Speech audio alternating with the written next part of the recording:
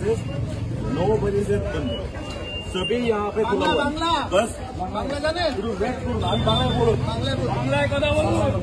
सभी emergency services একটু বুঝে করুন, বুঝুন সবই ইমার্জেন্সি সার্ভিসেস।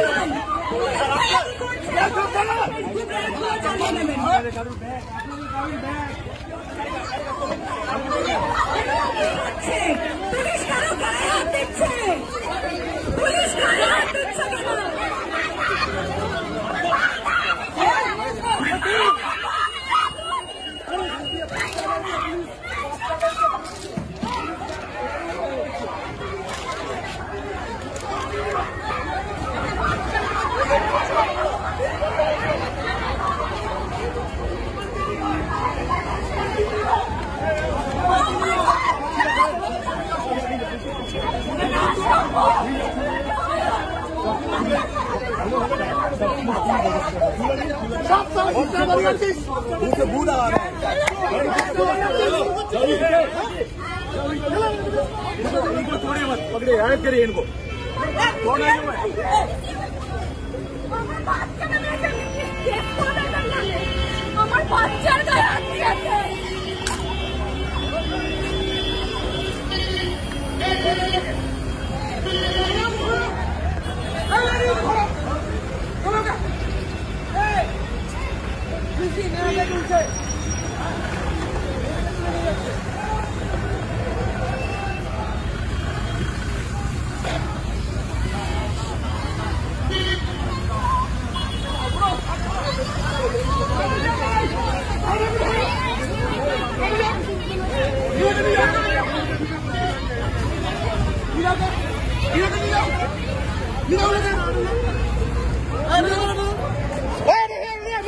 এটাকে এটাকে নয়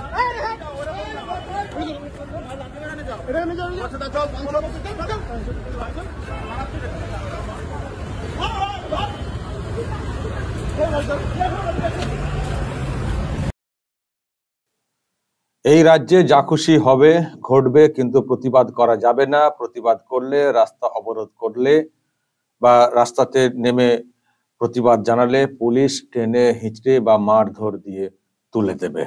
দর্শক, এই যে ভিডিও এসছে এটা হচ্ছে বারাসাতের একটা ভিডিও, গত রাতের ভিডিও। আপনারা জানেন যে গত রাতে রাত দখল একটা কর্মসূচি রাখা হয়েছিল আর.জি. কর কাণ্ডের বিচারের জন্য। তাতে অনেকেই সামিল হয়েছিলেন রাজ্যের বিভিন্ন প্রান্তে।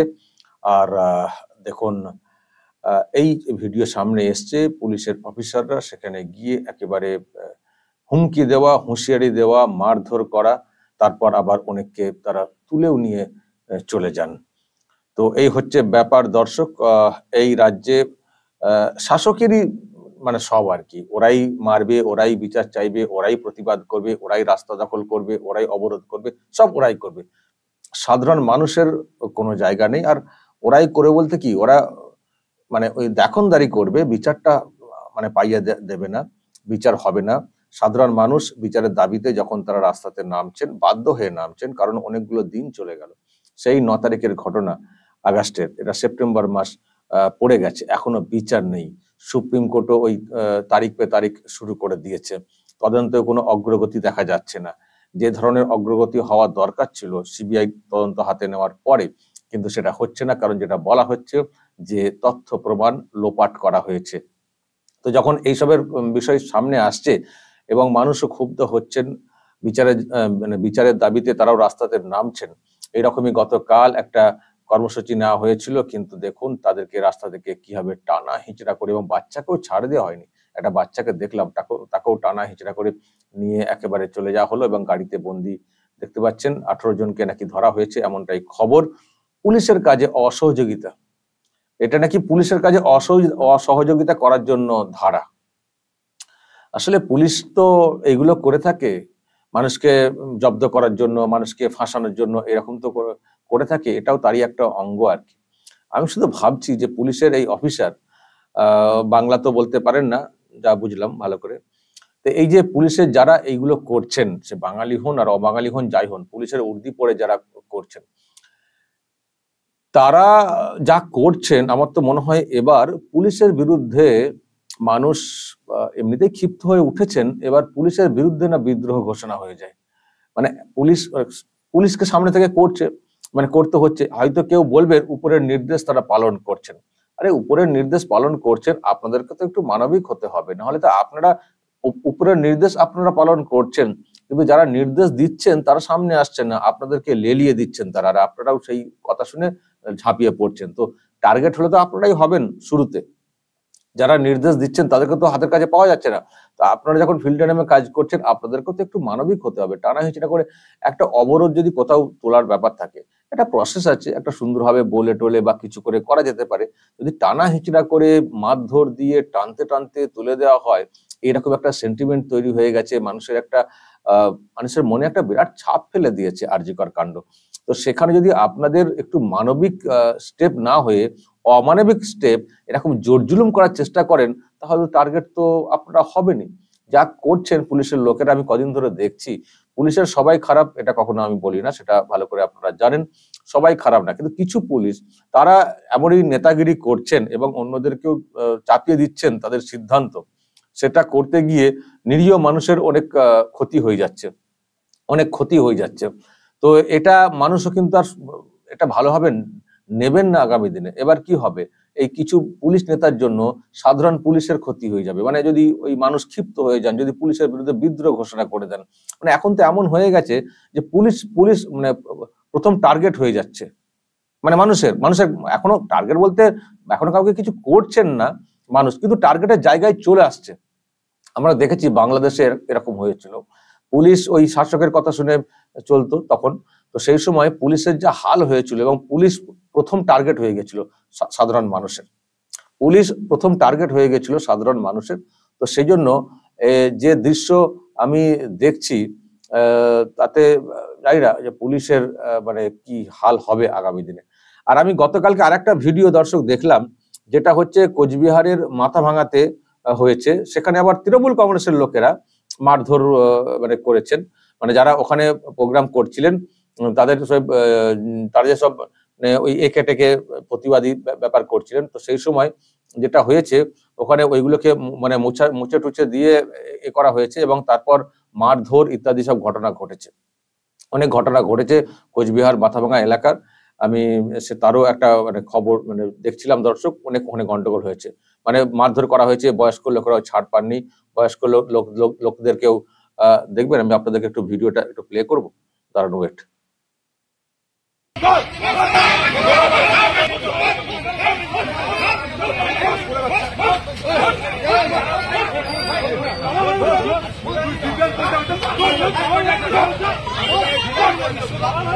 আমি ছিলাম কি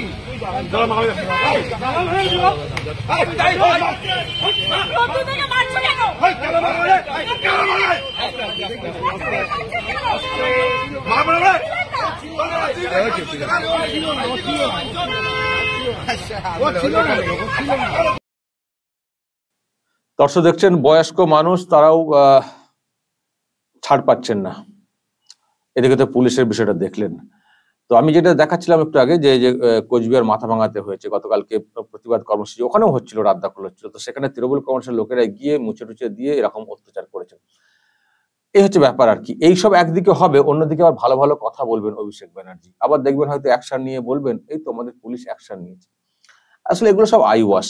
অ্যাকশন নেওয়া মানে আমরা মারবো, আমরা ধরবো, আবার দেখাবো পুলিশ অ্যাকশন নিচ্ছে বলে আমরাও নিজেদেরকে একেবারে বিরাট কিছু দেখানোর চেষ্টা করব। এই হচ্ছে শাসক দলের নেতা নেত্রীদের আচরণ, আর হচ্ছে মানে পুলিশের ব্যবহার, সব মিলিয়ে দর্শক মানে ওই যে কোচবিহারে যেটা দেখাচ্ছিলাম, ওখানেও পুলিশি নিষ্ক্রিয়তা। ওইরকম ঘটনা ঘটলো কি করে? ওখানে মানুষ প্রতিবাদ করছেন, রাস্তাতে আছেন, পুলিশের নজরদারিতে থাকার কথা, তো সেখানে ঘটনা ঘটবে কি করে? আসলে পুলিশ তো এখন শাসকের দলদাস হিসেবে কাজ করছে। তো সেই হিসেবে পুলিশের উপর একটা রাগ মানুষের তৈরি হচ্ছে, আবার এখানে ডিরেক্টলি পুলিশ এসে এইরকম আচরণ করেছে। সব মিলিয়ে দর্শক আমি যেটা বলতে চাই যে পুলিশের উপরে কিন্তু মানুষের ক্ষোভ বাড়ছে। যদি পুলিশ নিজেদেরকে নিয়ন্ত্রিত না করে, শাসক নির্দেশ দেবে, কিন্তু শাসককেও তো বলতে হবে যে না এরকম চলতে পারে না। এবার তো আমরা শিকার হয়ে যাবো, আমাদেরও তো পরিবার রয়েছে, আমাদেরও তো সংসার রয়েছে, পরিবার রয়েছে, কেন এইভাবে আমাদেরকে বারবার লেলিয়ে দিচ্ছেন, আমরা এটা করবো না। পুলিশের মধ্যে যদি মনে করে পুলিশ যে আমাদেরকেও থাকতে হবে, সুস্থ হবে, বাঁচতে হবে, থাকতে হবে, সুতরাং তারাও এত অনিয়ম কেন করবেন? তাদেরকেও তো একটু বোঝাতে হবে, তাদেরকেও তো ঐক্যবদ্ধ হতে হবে। ডিপার্টমেন্টের বিরুদ্ধে দরকার হলে বিদ্রোহ ঘোষণা করে বলতে হবে যে না আমাদেরকে যেখানে সেখানে লেলিয়ে দেওয়া যাবে না। মানুষের গণতান্ত্রিক অধিকার যেগুলো রয়েছে, প্রতিবাদের জায়গা যেগুলো রয়েছে, সেগুলোকে করতে দিতে হবে, এবং যদি একান্তই সেখান থেকে হটাতে হয় প্রপার সিস্টেমে হটাতে হবে, যাতে আমরা টার্গেট না হয়ে যাই। চাকরি করি বলে আমাদেরকে দিয়ে যা খুশি করানো হবে, এটা হতে পারে না। এই কথা ডিপার্টমেন্টকে মানে পুলিশদের তরফ থেকে বলতে হবে, না হলে এইসব দৃশ্য যত সামনে আসছে, এই দেখবেন এটার বিরুদ্ধে কত মানুষ শুধু আমার ভিডিওতে কমেন্ট করছেন পুলিশের বিরুদ্ধে, দেখবেন তার মানে কি পুলিশের বিরুদ্ধে ক্ষোভ বাড়ছে। আর আমি এইগুলো দেখছি আর বাংলাদেশের কথাগুলো মনে করছি যে বাংলাদেশে পুলিশের যা হাল হয়েছিল, মানে যেভাবে পুলিশ টার্গেট হয়ে গেছিল, এই বাংলার পুলিশরাও না টার্গেট হয়ে যান আগামী দিনে। যে আচরণ সামনে আসছে উপরের নির্দেশ পালন করতে গিয়ে, ওই যে অফিসার কয়েকজন আছেন তারা হয়তো উপরের নির্দেশ পেয়ে এরকম দাদাগিরি করতে এসছেন, তারা বেঁচে যাবেন। তারা অন্যদিক দিয়ে হয়তো পুষিয়েও, তাদেরকে অন্যদিক দিয়ে হয়তো পুষিয়েও দেওয়া হয়। পুলিশের কি হচ্ছে, পুলিশের উপরতলার লোকেরা তারা তাদের ডিএর কোনো সমস্যা নেই, তারা উপর থেকে অনেকভাবে পুষিয়ে নেন, দিয়ে উপরের নির্দেশ পালন করেন, তারা নির্দেশ চাপিয়ে দেন, আর যারা নিচে আছেন তারাও বাধ্য হয়ে যান এই নির্দেশ পালন করতে। কিন্তু এটা কতদিন চলবে? এটাও কতদিন চলবে? এবার তো তাদেরকেও তো প্রতিবাদ করতে হবে যে না এভাবে হতে পারে না। তা না হলে আমি আবার বলছি, যা চলছে পরিস্থিতি, মানুষের ক্ষোভ যেভাবে বাড়ছে, আগামী দিনে এই রাজ্যের পুলিশও কিন্তু প্রথম টার্গেট হয়ে যাবে। সেটা খুব ক্ষতি হবে। নিজ পুলিশদের ক্ষতি হলে সেটাও আমরা কখনো মানতে পারবো না, সেটা ক্ষতি হবে। কিন্তু পরিস্থিতি যেদিকে যাচ্ছে সেদিকে ওটা ছাড়া আমি তো আর কিছু বিকল্প দেখছি না। ক্ষোভের বিস্তার বলবো যেটা হচ্ছে আর কি, ক্ষোভ যেভাবে জন্মাচ্ছে সাধারণ মানুষের মনে। দর্শক বলবেন যা বলার, কমেন্ট বক্সে নজর রাখবেন আরামবাগ টিভিতে।